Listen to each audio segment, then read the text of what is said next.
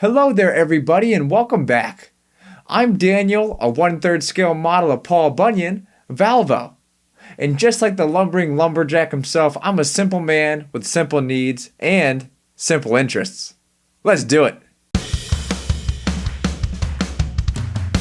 Interest is a fee that someone pays in order to borrow money. Now, interest can go a couple of different ways. First, a bank may pay you interest if you have money in a savings account. Depositing your money in the bank makes the bank stronger and allows them to lend money to other people, so they pay you interest for that service. Maybe the more prevalent interest is the interest you pay the bank if you borrow money from them. It's a fee they charge so that you can use someone else's money before you have your own. To calculate the amount of interest owed, you need the three following pieces of information. Number 1, principal.